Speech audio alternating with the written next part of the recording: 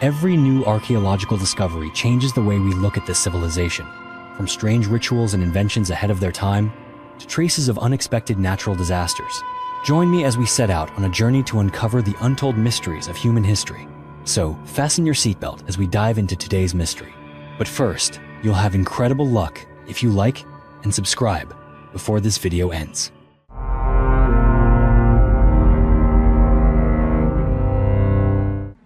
The Sibiu manuscript. When we think about rocket science, most of us picture modern engineers or the famous launches of the 20th century. But few people know that nearly half a millennium ago, a mysterious manuscript described rocket technology that was far ahead of its time. This was the Sibiu manuscript, one of the strangest documents in the history of European engineering. The Sibiu manuscript was written sometime between 1550 and 1570 by a German-Austrian military engineer named Konrad Haas. Back then, the region of Sibiu was known for its legends about vampires and ancient castles. But few would have imagined that in the midst of this land, a scientist was quietly drafting the blueprints that would one day inspire the future of space exploration. The content of the Sibiu manuscript has truly astonished historians. Across more than 450 handwritten pages in German, Konrad Haas gave detailed descriptions of new types of weaponry, especially rocket designs he called Feuerwerk. What sets this manuscript apart, however, isn't just the mention of fireworks or simple rockets, but the introduction of multi-stage rockets, a concept the world wouldn't fully grasp or put into practice until the 20th century. Haas carefully illustrated rocket models with multiple stages stacked on top of each other. In these designs, once the bottom stage finished burning, the next stage would ignite, propelling the weapon even farther. He also studied liquid fuel, a bold idea that would later become the very foundation of every spaceflight. And he didn't stop there. The manuscript even describes aerodynamic designs with triangular fins to stabilize the rocket's path, and strategies for combining fireworks with warheads to maximize their impact on the battlefield. In the 16th century, when most of Europe still relied on bows, spears, and primitive muskets, the innovations found in the Sibiu manuscript were truly centuries ahead of their time. Many experts believe that Konrad Haas was the first person in the world to propose the concept of a multi-stage rocket, long before any other known document. However, one question remains unanswered to this day. Did Konrad Haas ever succeed in building any of the rockets he designed? Some sources claim that in 1550, a rocket test actually took place, but there is no historical evidence to confirm this event. Before the Sibiu manuscript was discovered and decoded, many European scholars believed that the first person to illustrate a multi-stage rocket was a Polish artillery expert in 1650. But Haas had him beat by nearly a century. The Sibiu manuscript was discovered by chance in 1961, when Professor Doru Todoriciu of the University of Bucharest found it in the archives of the city of Sibiu. This discovery forced the international research community to reconsider the history of scientific and technical development from an entirely new perspective. Were Konrad Haas's daring ideas simply the products of imagination, or was he truly a forgotten genius of his time? Today, the Sibiu manuscript is still carefully preserved in Romania, standing as a testament to the limitless creativity of the human mind. The story of Konrad Haas and his multi-stage rocket designs is a reminder that sometimes the extraordinary chapters of human history are hidden in the most unlikely of places. The Sandby Borg Massacre. Around the year 400 AD, on the island of Öland off Sweden's eastern coast, a terrible massacre took place, one that still haunts anyone who hears about it today.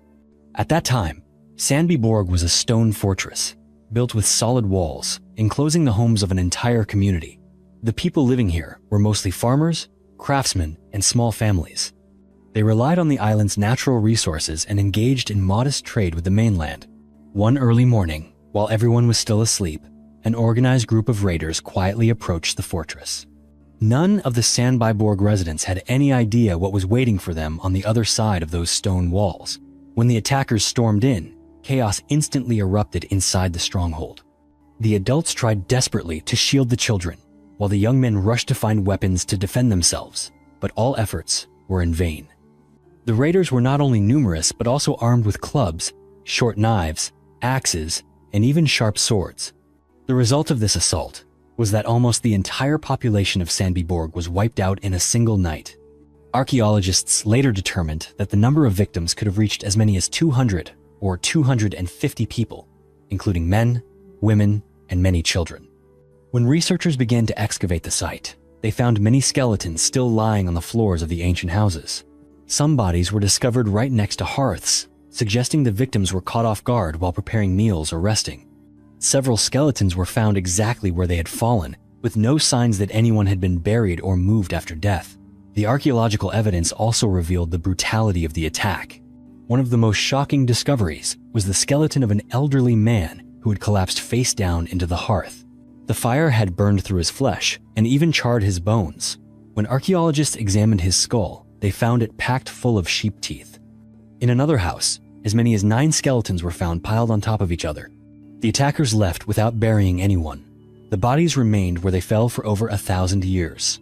It was only when modern archaeologists uncovered the site in the early 21st century that the mystery of the massacre began to come to light.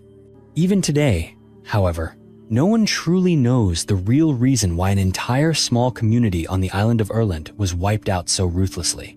It may have been tribal rivalry, an act of plunder, or simply a bloody revenge. Whatever the cause, Sandby Borg remains one of the most chilling and mysterious archaeological sites in ancient European history. The oldest cheese in the world. One of the most unusual and fascinating discoveries about the daily life of ancient Egyptians came from something deceptively simple: a piece of cheese. In 2018, archaeologists uncovered a 3,200-year-old cheese inside the tomb of Thoms, who once served as the mayor of Memphis during the reigns of Pharaoh Seti I and Ramesses II. This tomb had been buried beneath the sand for centuries before it was rediscovered. When scientists began their excavation, they came across a large ceramic jar containing a solid white substance that had hardened over the ages. Chemical analysis confirmed that this was, in fact, the oldest cheese ever found in human history. The cheese may have been made from the milk of cows, sheep, or goats. What made this discovery even more remarkable was the presence of the bacteria responsible for brucellosis in the cheese sample. This bacteria is transmitted from animals to humans through unpasteurized dairy products and can cause prolonged fevers and serious complications. The finding not only proves that ancient Egyptians were making and consuming cheese at a very early stage, but also reveals that they faced foodborne health risks, dangers that even the modern world has not fully eliminated. Although cheese is now a beloved food across the globe, it's surprising to realize that this staple has been a part of human life for thousands of years, becoming essential to both royalty and commoners along the banks of the Nile. The ancient yo-yo. When people think about childhood toys, few realize that the yo-yo is not only a popular pastime today, but also one of the oldest inventions in human history. In fact, the yo-yo is considered the second oldest toy ever created, just after the doll. The journey of the yo-yo began thousands of years ago and has traveled through some of the world's greatest civilizations, from China and Greece to the islands of the Philippines. The earliest archaeological evidence of yo-yos comes from ancient Greece, where craftsmen depicted children playing with yo-yos on pottery more than 2,500 years ago. This shows that yo-yos weren't just decorative objects, they were truly a part of daily life and ancient culture. According to historians, the yo-yo may have first appeared in China long before it made its way westward. Ancient Chinese people invented toys with winding string mechanisms, and over time, this type of toy spread throughout Southeast Asia. In the Philippines, the yo-yo was known as the kumu. There, it was more than a simple toy. It was sometimes used as a hunting weapon or for self-defense, thanks to its spinning motion and long string. When the yo-yo reached Greece, it quickly became a popular toy for both children and adults. Ancient yo-yos were crafted from various materials, such as wood or terracotta, and their surfaces were often painted with intricate images of the gods. Yo-yos were not only used for play, they also held a place in coming-of-age rituals. Greek boys would offer their yo-yos to the gods as a symbolic gesture when they reached puberty, marking their transition into adulthood. Like so many toys, the yo-yo is more than just a source of entertainment. It reflects the cultural and social values of every era it has passed through. After thousands of years, the yo-yo continues to hold a magical appeal for people of all ages. The Anunnaki and the gold technology of the Sumerians. If you've ever heard about the ancient Sumerian civilization, chances are you've come across stories of a mysterious race known as the Anunnaki. In ancient texts unearthed in what is now southern Iraq, The Sumerians described the Anunnaki as gods from the stars, beings who descended to Earth to teach humanity all the most important knowledge, especially in mathematics and gold mining technology. The Sumerians' ancient clay tablets contain many references to the Anunnaki. They are described as having unusual appearances, supernatural powers, and intelligence far beyond that of humans. Many stories recount how the Anunnaki taught the Sumerians techniques in agriculture and construction, but above all, they shared knowledge about how to extract and use gold. The ancient Sumerians had a special fascination with gold. They didn't just see gold as a symbol of wealth and power. They believed it provided a connection to the divine realm. What astonishes researchers today is that, according to the old texts, gold was not only used for jewelry, but was mentioned as an essential element in religious rituals, and even in technological devices, described in mysterious terms. Some modern theorists have gone even further. They suggest that the stories of the Anunnaki are, in fact, ancient memories of an extraterrestrial civilization. According to this theory, the Anunnaki were actually aliens who came to Earth from a distant planet to extract resources, most notably gold. Believers in this theory claim that the Sumerians were taught mathematics, measurement, and metallurgy to serve the Anunnaki's purpose. Some texts depict the Anunnaki giving humans farming tools, or even complex mathematical tablets. The mathematical system used by the Sumerians, based on the number 60, still affects us today, for example, in how we measure time and angles. The Sumerians' precision in astronomy continues to impress scientists, as they were able to predict astronomical events with remarkable accuracy, using only simple tools. Whether you believe in the ancient alien theory or not, there's no denying that the presence of the Anunnaki in Sumerian culture remains one of the most mysterious and captivating subjects in ancient history. Tales of their gold technology and the measurement, calculation, and crafting skills they passed down to humanity are still preserved on the cuneiform tablets excavated from ancient sites. The mass grave from the Napoleonic era. In the summer of 1809, the eastern lands of Austria witnessed one of the bloodiest battles of the Napoleonic era. It was the moment when the French army, led by Emperor Napoleon Bonaparte, faced off against Austrian forces in the famous Battle of Wagram. Tens of thousands of soldiers from both sides fell within just a few short days. After the fighting ended, the fallen soldiers were not given careful burials. Instead, their bodies were hastily gathered and dumped into mass graves right in the middle of the fields. For nearly 2 centuries afterward, the green fields of rural Austria remained peaceful, and no one suspected that beneath that fertile soil lay a horrifying chapter of history. It wasn't until 2017, when archaeologists began excavating a small patch of farmland near Vienna, that this secret was finally uncovered. As the first layers of earth were removed, a multitude of human skeletons came to light, many still wearing their uniforms, boots, and personal belongings from the early 19th century Austrian army. These mass graves could contain the remains of more than 55,000 soldiers who died in that brutal military campaign. Archaeological evidence shows that the graves were dug very carelessly. At the time, the French army had neither the time nor the willingness to properly bury enemy soldiers. They simply shoveled dirt over the bodies until the pit was full, then moved on to the next burial site. Out of the thousands of skeletons discovered, researchers performed detailed analyses on the first 50.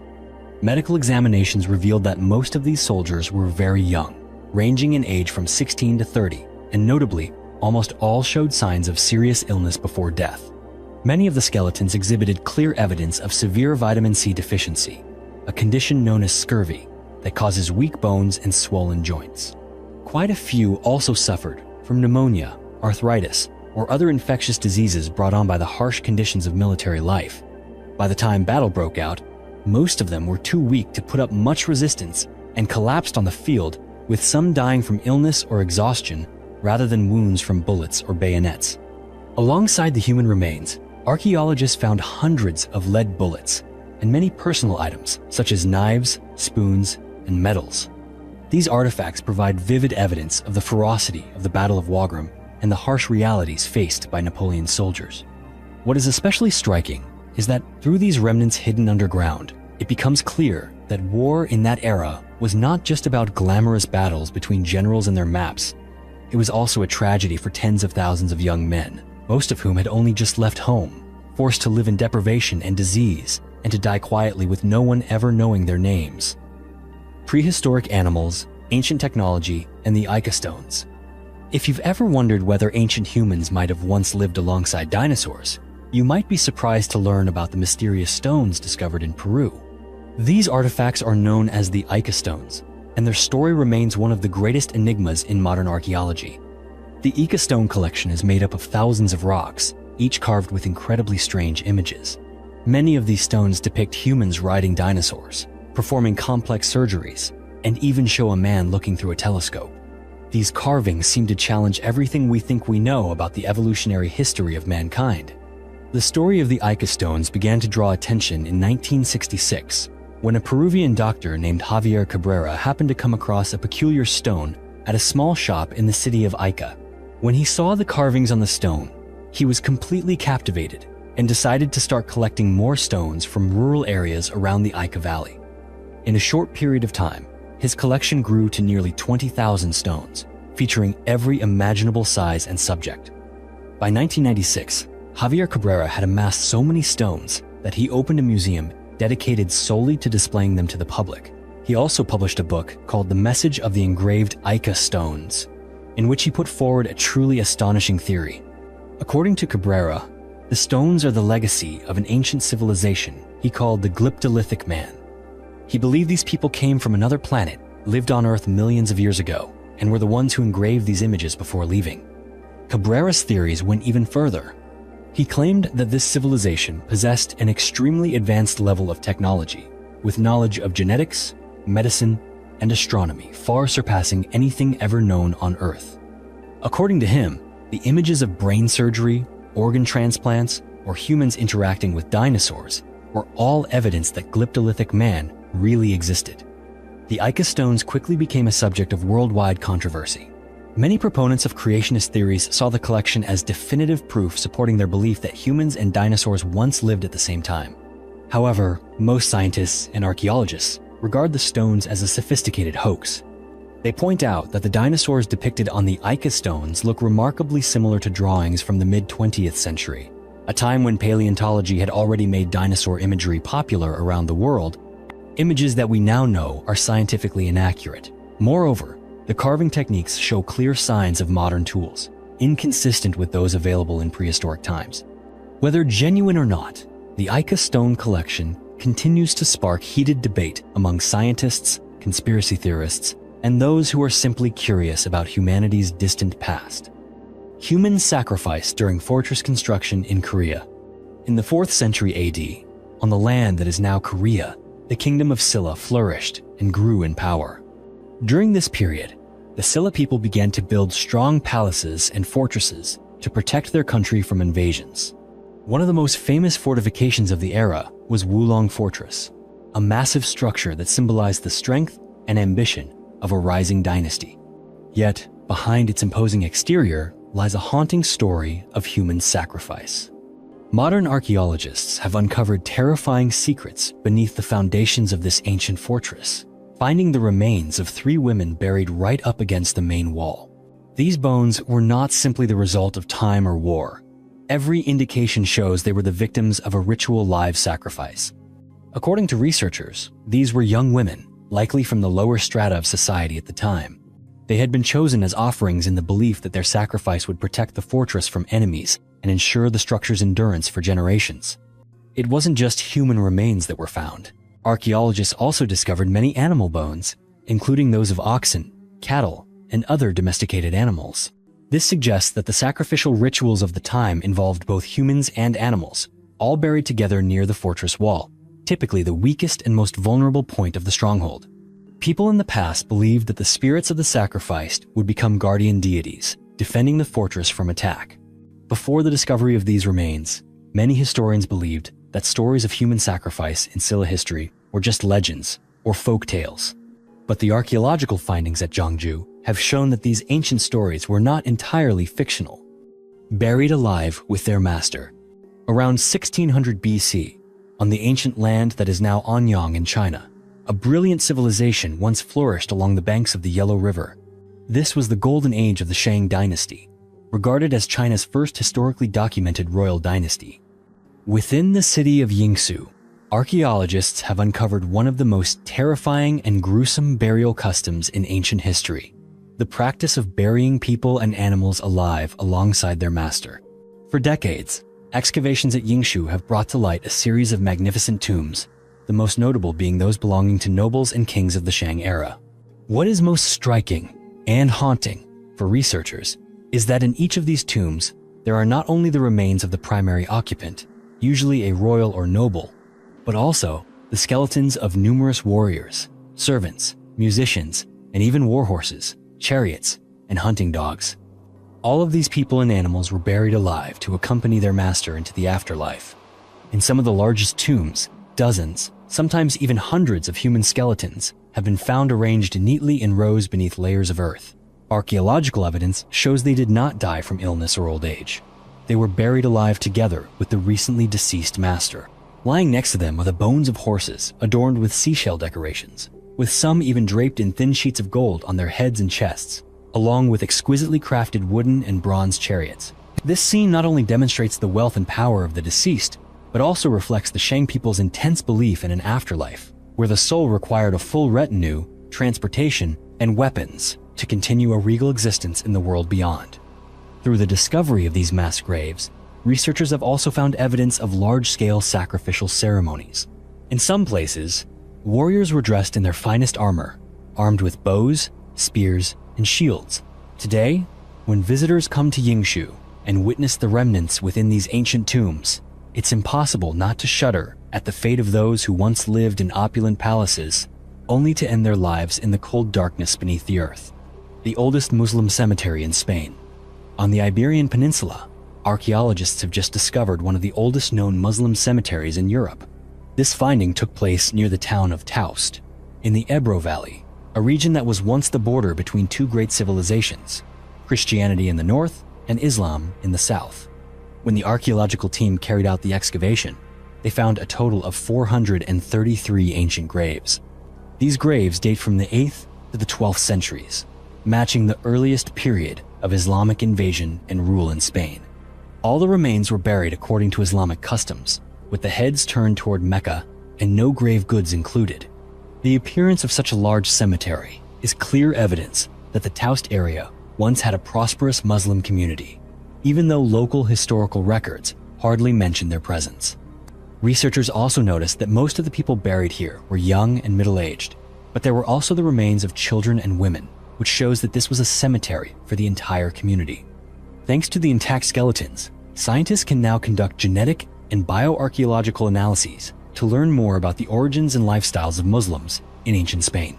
Today, the discovery of the ancient Muslim cemetery at Taust not only helps to clarify a part of history that was once forgotten, but also reminds us that, for many centuries, the Iberian Peninsula was a meeting point and a crossroads for the great cultures of the world. The Trunyan Cemetery. On the picturesque island of Bali in Indonesia, there is a small village called Trunyan. This village is known not only for its stunning, untouched scenery, but also for a funeral custom so unusual that it is perhaps unique in the world. For the people of Trunyan, death is not seen as a sorrowful ending, but as a return to nature, and the way they say farewell to their loved ones has left many outsiders uneasy after witnessing it. Unlike most Asian cultures, where the dead are usually buried in the ground or cremated to ashes, the people of Trunyan do things differently.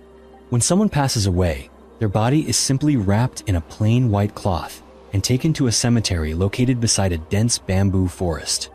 There, beneath the shade of an ancient taru menyan tree, the body is placed inside a small bamboo cage. Whenever a cage becomes full, the oldest remains are removed and stacked with other bones in a communal pile near the base of the tree. The skulls, however, are carefully arranged in a long row right under the taru menyan, creating a haunting sight with hundreds of bright white skulls stacked on top of one another over generations. There is something extraordinary that everyone who visits Trunyan for the first time wonders about. Despite the large number of exposed bodies, there is almost no foul odor at all.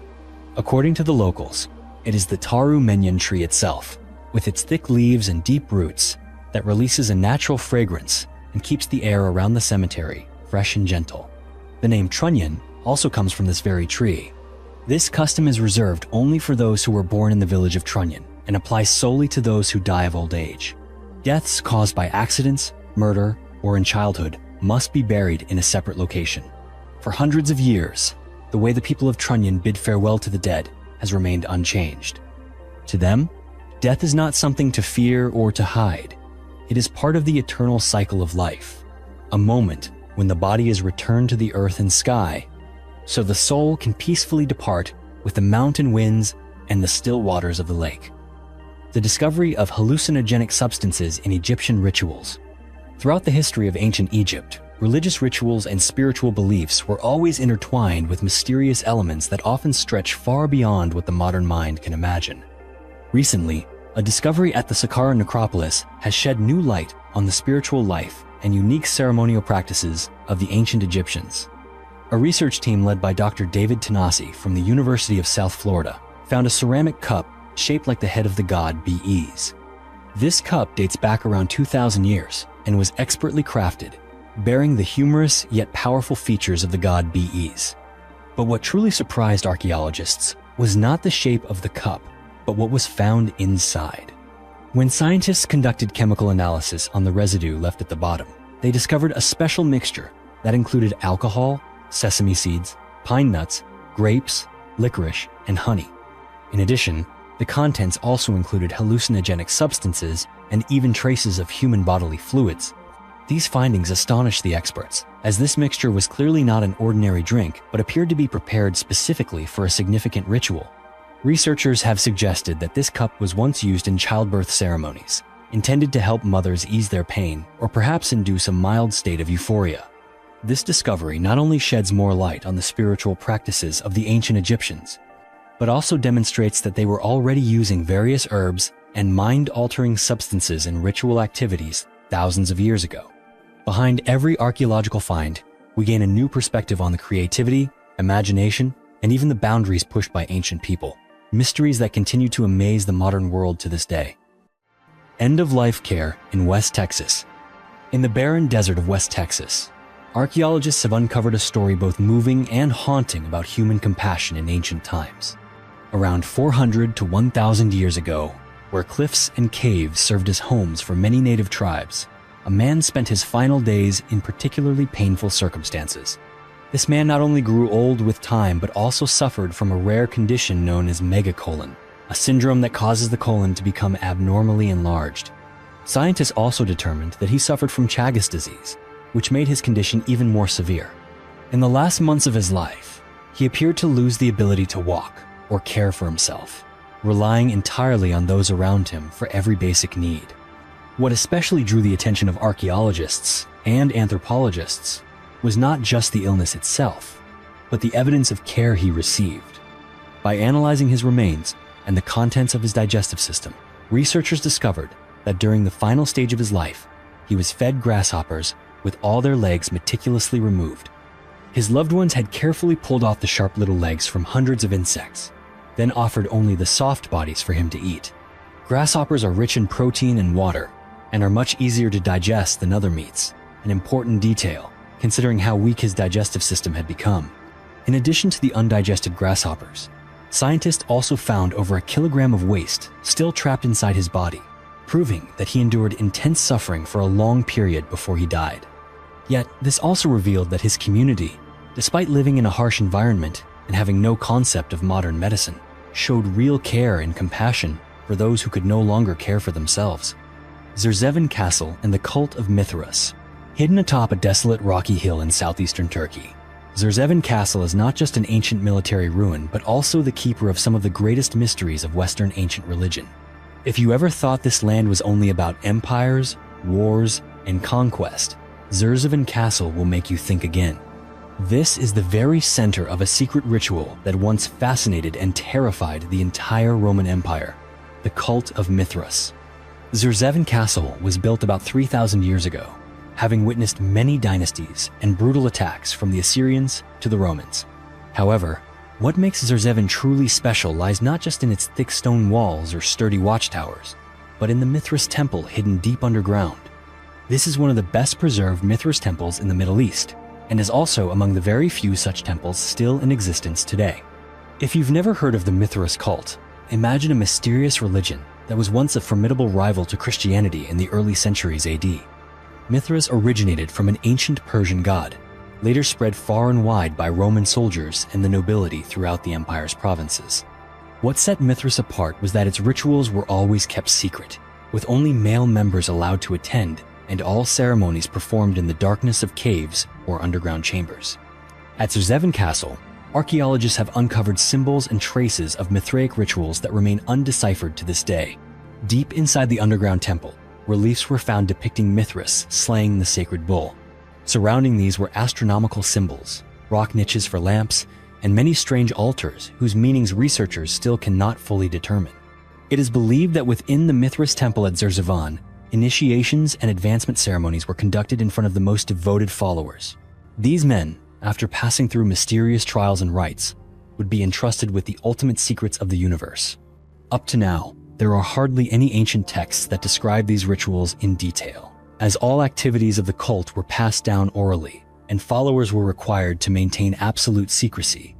The Mithras temple stands as vivid testimony to an era when religion and power always went hand in hand. The existence of the Mithras cult right in the heart of military fortresses shows just how deeply this religion influenced Roman soldiers, men who constantly faced death and therefore craved a firm belief in the world beyond. King Charles VI, glass delusion, and a strange syndrome in Europe. At the end of the 14th century, France was engulfed in the turmoil of war and power struggles. This was also the era when King Charles VI ascended the throne and ruled the country from 1380 to 1422. For the people and the royal court of France, Charles VI was not just a king, he became a symbol of instability and the mysteries of mental health in European history. From a young age, Charles VI exhibited unusual signs in both behavior and emotion. For many years, he regularly suffered from episodes of mental disorder, sometimes losing his memory so severely that he could not recall his own name or even remember that he was king. There were times when Charles VI ran wildly through the long corridors of the Parisian palace. Servants and officials in the court had to quickly erect large barriers to prevent him from endangering himself or those around him. His condition sometimes took on extraordinarily strange forms. There was a period that lasted up to 5 months when he refused to bathe or change his clothes. Such bizarre behaviors left both the royal family and palace doctors baffled and helpless. However, the strangest and most haunting aspect of Charles VI's condition was his conviction that he was made entirely of glass. This obsession was not a metaphor or a joke. Charles VI truly believed that every part of his body was as fragile as crystal and could shatter at the slightest touch. This fear dominated his every action. To avoid danger, Charles VI ordered the craftsmen of the palace to make special thick garments lined inside with small iron rods to protect his bones and body. He lived in seclusion, always keeping his distance from anyone who approached, and often refused to let anyone get too close. Guards and servants had to exercise extreme caution when serving him, for even a sudden movement or an unexpected gesture could send the king into a panic, convinced he would shatter like glass. Remarkably, the glass delusion did not affect only Charles VI. It spread across many countries and social classes in Europe at the time. Historians have recorded numerous cases of nobles and famous figures experiencing similar delusions. The renowned Russian composer Pyotr Tchaikovsky reportedly lived for years with the fear that his neck might break at any moment while he was conducting an orchestra. Meanwhile, a princess from Bavaria was convinced she had swallowed a glass piano, which she believed might shatter inside her if she moved the wrong way.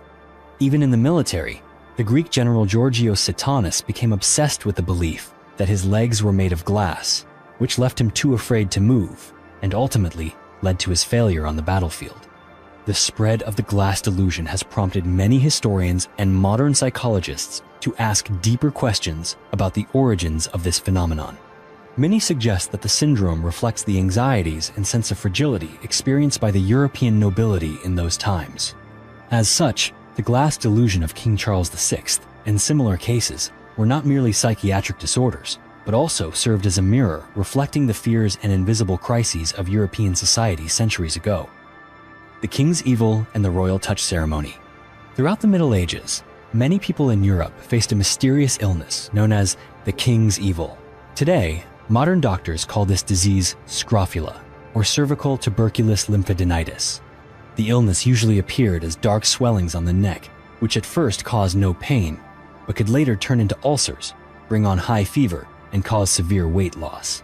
For people in earlier times, the appearance of these strange lumps was a terrifying sign, as they did not know why the disease afflicted them and had no effective treatment. During that era, ideas about health and disease were heavily influenced by the ancient theory of the four humors. According to this belief, the human body was balanced between four fluids: blood, phlegm, yellow bile, and black bile. When any of the four humors became excessive or polluted, illness would occur. People believed that the king's evil was the result of bad blood or an accumulation of harmful fluids in the body, which caused the swellings to appear in the neck and sometimes spread throughout the body. What made this particularly remarkable was that among the people of England and France, the belief in the divine power of the royal family was deeply ingrained for centuries.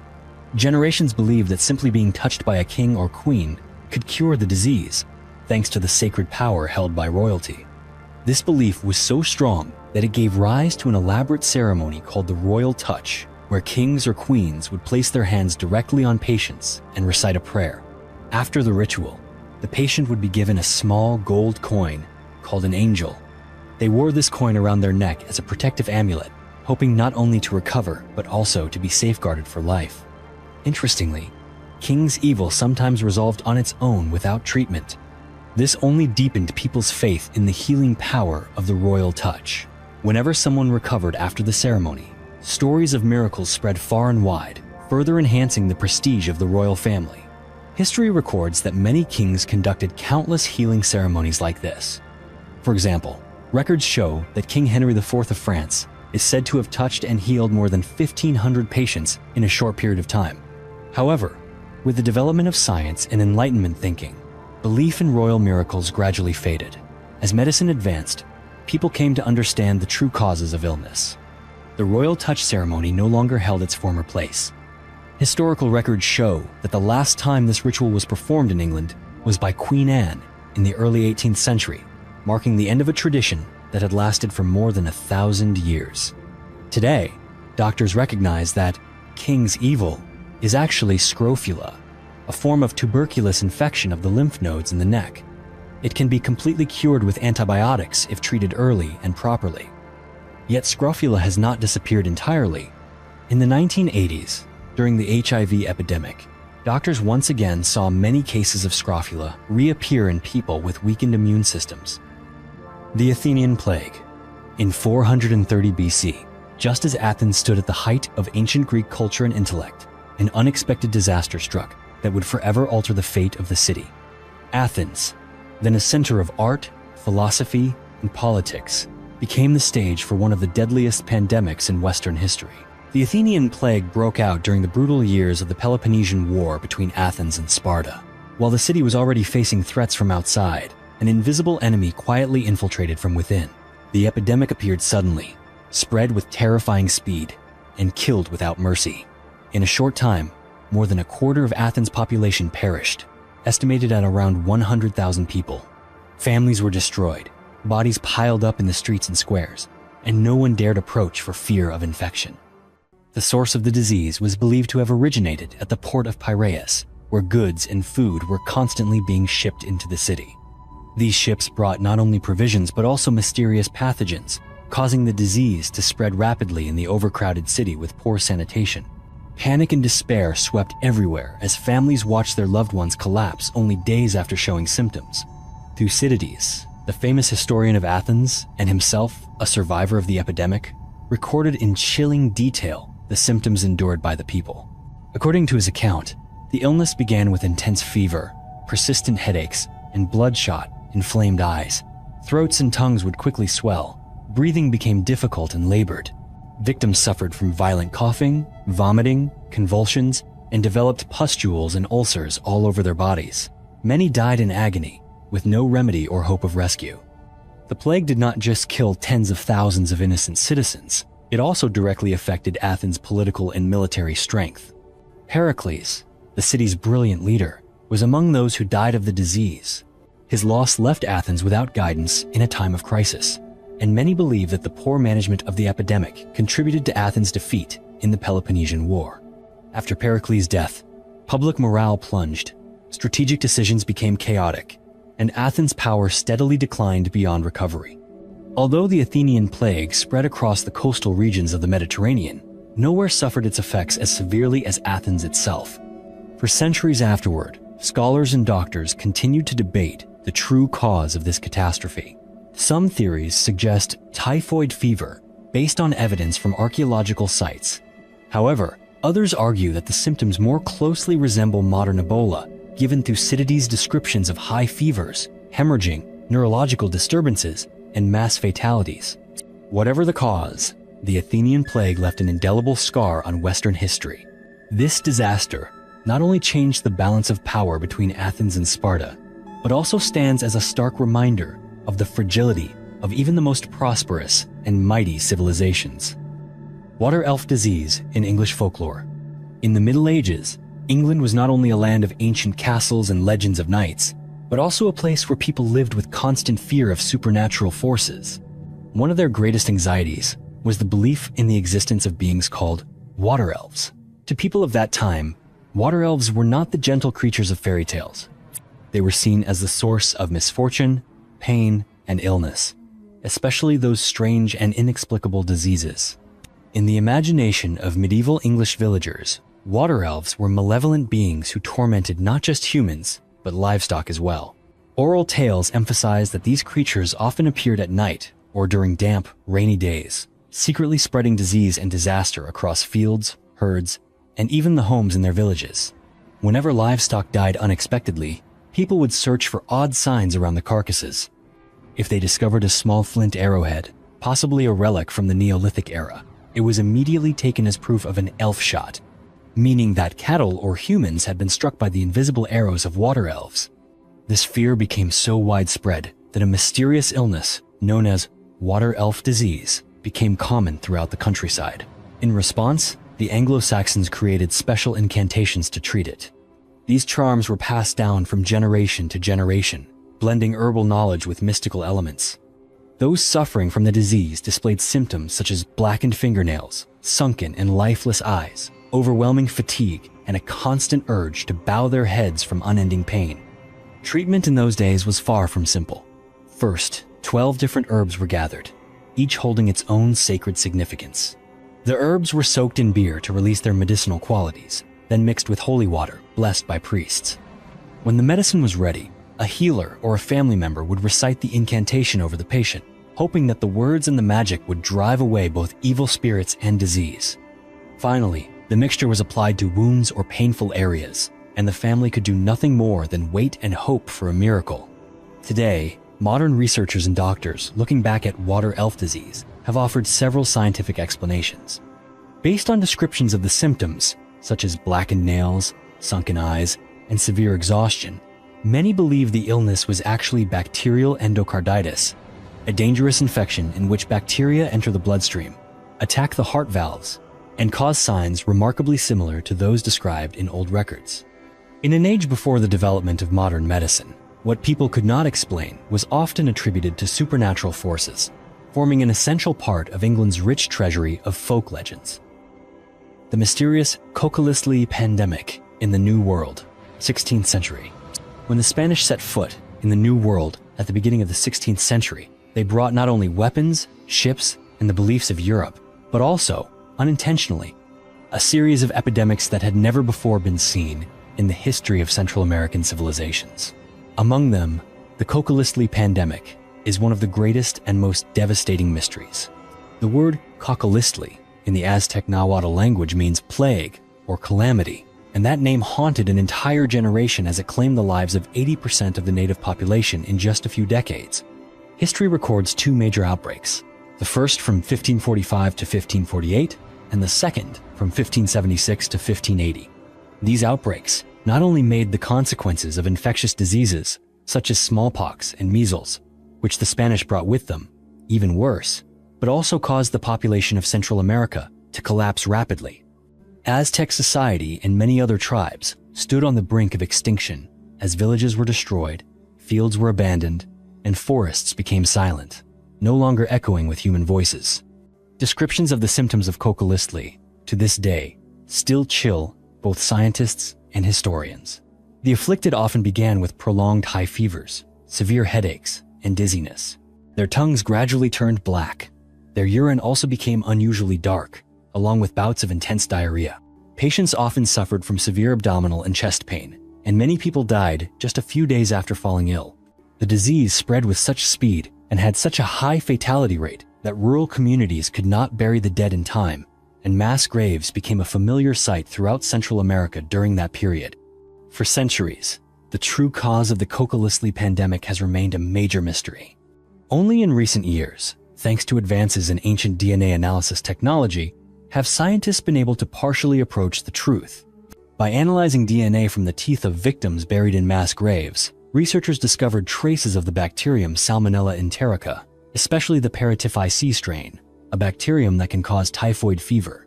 This discovery sheds light on the possibility that Coca-Cola may have been a rare form of typhoid fever that caused large-scale outbreaks in Central America. However, many scientists still believe that this conclusion is not convincing enough. The symptoms of Coca-Cola do not completely match those of typical Salmonella infection. The unusually fast spread and high mortality rate of Coca-Cola still remain a big question mark.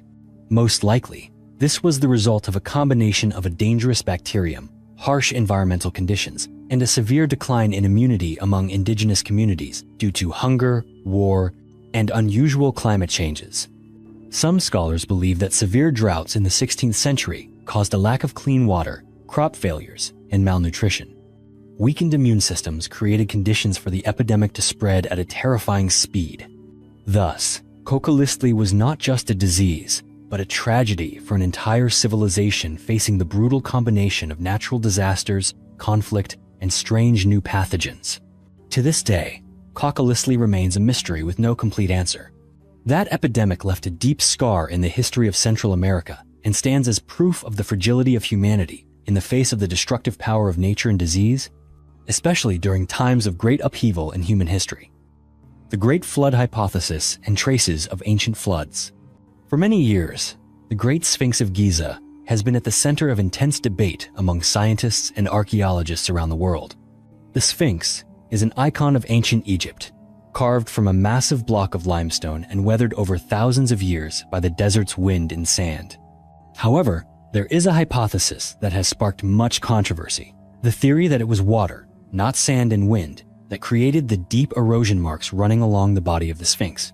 Some experts believe the long channels on the Sphinx's body are identical to the traces we often see on cliffs shaped by centuries of running water. They argue that if only wind and sand were involved, the Sphinx's surface would be only lightly abraded and the deep, wide channels could only be left by water. This idea leads to an even bolder hypothesis: that ancient Egypt once experienced a massive flood, possibly the very same Great Flood recounted in the Bible. Some researchers believe this deluge submerged the entire area around the pyramids and the Sphinx.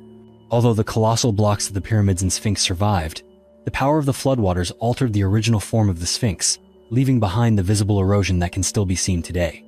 Supporters of this theory also cite ancient documents describing unusually heavy rains and high river levels that caused Egypt to be inundated.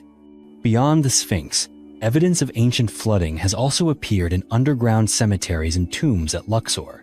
When archaeologists opened tombs from the Middle Kingdom, they found that many mummies and coffins had been infiltrated by water. The wrappings around the mummies had rotted away, the wood of the coffins had swollen and warped, and water damage remained clearly visible. Some scientists argue this cannot be explained by ordinary groundwater, as many of the tombs were built at high elevations. Such a phenomenon could only happen if the area had once experienced a flood powerful enough to raise water levels and submerge an entire cemetery. These discoveries have sparked intense debate among the international academic and archaeological community. Some believe that what is being uncovered today is only the tip of the iceberg, a remnant of a natural disaster that once devastated ancient Egypt. If the theories of a great flood and massive inundations are true, we may have to reevaluate the history of Egyptian civilization from a completely new perspective. Perhaps the grand monuments left behind by the Egyptians are not only human achievements, but also silent witnesses to catastrophic natural upheavals. And perhaps it was precisely those disasters that helped shape a civilization with extraordinary resilience and adaptability, allowing it to survive for thousands of years despite the ever-changing forces of nature and time.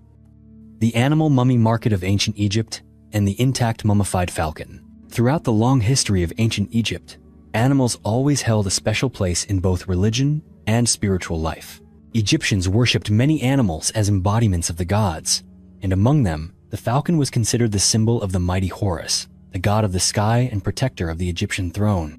Beyond belief, the practice of animal mummification became an essential part of religious rituals, and even gave rise to a vibrant mummy market that thrived for centuries. One of the clearest recent examples of the enduring fascination with Egyptian animal mummies was just recorded. An intact mummified falcon dating to the 26th dynasty, around the 6th to 7th century BC, appeared at a major auction in Abu Dhabi. What drew special attention from collectors and archaeologists was the remarkably preserved condition of this artifact. The entire mummy was still sealed inside a small wooden coffin, wrapped in ancient linen, with the falcon's head painted beige and detailed with sharp black markings to highlight the majestic appearance of this sacred bird. Archaeological experts conducted X-ray scans and confirmed that the falcon's skeleton had retained its original shape, with every small bone still in place, a rarity for animal mummies that have spent over 2,000 years underground. Except for a broken right wing, likely the result of a ritual sacrifice, the falcon mummy was nearly perfect. Its value soared to nearly $90,000 at auction, reflecting the modern world's passion for the mysterious and sacred legacy left behind by the ancient Egyptians. The story of the mummified falcon not only demonstrates the sophisticated technique of animal mummification, but also serves as evidence of a mummy market that stretched from antiquity all the way to the present. Each artifact like this is not just a valuable antique. It is a doorway to the past, giving us a deeper look into the beliefs, traditions, and spirituality of a civilization that once ruled the banks of the Nile. The Noah hypothesis and ancient Egyptian technology. For centuries, the story of Noah and his ark has been an essential part of Western culture, inseparable from the image of a devoted old man building a vessel to save life from the Great Flood in the Bible. However, today, many researchers are starting to ask, was Noah merely a legendary figure, or could he actually be connected to a great civilization that once existed on the banks of the Nile, the ancient Egyptians? This hypothesis arises from the remarkable similarities between the story of Noah's Ark and the ancient Egyptians' ability to construct colossal monuments. Thousands of years ago, the Egyptians built giant pyramids, deep underground tombs, and magnificent temples, many of whose construction secrets still astonish the modern world. Quite a few people have asked, if the Egyptians could transport and assemble millions of stone blocks weighing dozens of tons each, then building a massive ship to survive a great flood would not have been beyond their reach. Some archaeologists and historians have even boldly suggested that Noah may actually have been an engineer or architect from ancient Egypt, someone who applied the advanced technical knowledge of his era to build the famous ark described in the Bible. Even more intriguingly, structures like the Tower of Babel, celebrated as symbols of pride and architectural mastery, also share many features with the towers and tombs that the Egyptians left behind on this land. It doesn't end with these theories about construction techniques. Many recent archaeological findings show that ancient Egypt once endured severe floods. Traces of flooding discovered in ancient tombs, mummies, and ruins around Luxor and Giza have led researchers to question whether the Great Flood described in the Bible might have actually occurred in this region. If these floods were large enough to submerge entire settlements and temples, then perhaps ancient stories really did record memories of a disaster that once took place in human history. The hypothesis connecting Noah, Egyptian engineering, and the Great Flood not only challenges our traditional understanding, but also opens a new approach, one that helps link the mysteries of the Bible with the archaeological heritage still present in Egypt today. Sometimes, the truth about the past is found where we least expect it, beneath the golden sands of the desert and under the stones of the pyramids. The lives of ancient Egyptian scribes, the first office workers in history. When people think of ancient Egyptian civilization, most imagine powerful pharaohs, majestic pyramids, or the mystical rituals surrounding the gods.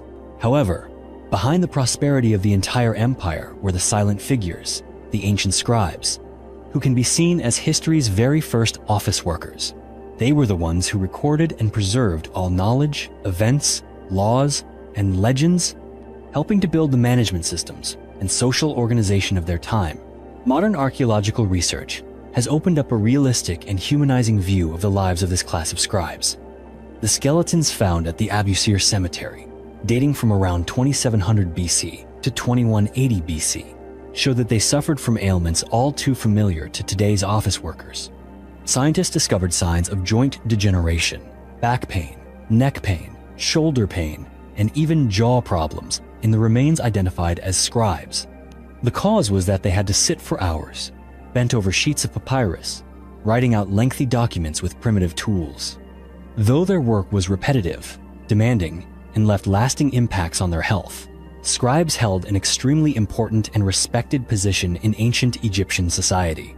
In those times, literacy rates were extremely low. Only a tiny portion of the population could access knowledge and knew how to read or write. These people were often seen as language magicians, valued not just for their writing skills, but for their ability to preserve culture and history for future generations. Their records have helped modern archaeologists better understand the workings of the ancient state, religious beliefs, economic activities, and even the daily lives of Egyptians. Thanks to these first office workers, the vast storehouse of knowledge from a long-lost civilization has survived thousands of years to reach us today. And even though times have changed, the back pain, neck aches, and sore shoulders they endured are things that modern office workers can relate to better than anyone. The tomb of the High Official Kwai at Saqqara. In the journey to explore the world of ancient Egypt, every tomb unearthed can hold a unique story. Each discovery sheds more light on the social life and power structures beneath the shining aura of the pharaohs. One recent finding that has captured the attention of archaeologists is the tomb of Kwai, a high-ranking official who served under Pharaoh Djedkeri Isesi, a king of the 5th dynasty who ruled around the middle of the 3rd millennium BC. Kwai's tomb was excavated at Saqqara, the largest and oldest necropolis of ancient Egypt, a site that contains numerous important monuments, including step pyramids and many other noble tombs. Upon entering the tomb, archaeologists immediately noticed clear similarities between Kwai's tomb architecture and the burial chambers beneath the Great Pyramids. The system of corridors leads deep underground, connecting to the main chamber where an altar and ritual objects are placed, while the walls are adorned with exquisite paintings depicting the life, status, and power of the tomb's owner. The wall paintings inside Kwai's tomb not only portray him in various activities, but also provide precious details about religious rituals, hunting scenes, banquets, and the daily life of the Egyptian nobility during that era. Numerous hieroglyphic inscriptions on the walls have enabled researchers to accurately determine Kwai's titles and roles, revealing that he held several important positions within the royal administration, managed resources, and oversaw palace activities. What sets this tomb apart is not just its scale and decorative art, but also the refinement in its design and the arrangement of interior spaces. The similarities to pyramid substructures highlight the close connection between the nobility and the pharaohs and reflect the desire to endure alongside the kings even in the afterlife. Kwai's tomb is yet another testament to the advancement of architecture, art, and social organization during the golden age of ancient Egypt. Every line, every painting, and every room within this tomb helps tell the story of a complex society where power, faith, and artistry walked hand in hand through each step of the civilization's development along the banks of the Nile. Thank you for watching until the end of the video. If you found these mysteries fascinating, let us know your thoughts in the comments below. Don't forget to subscribe to the channel and turn on notifications so you won't miss any of our upcoming journeys. See you in the next video.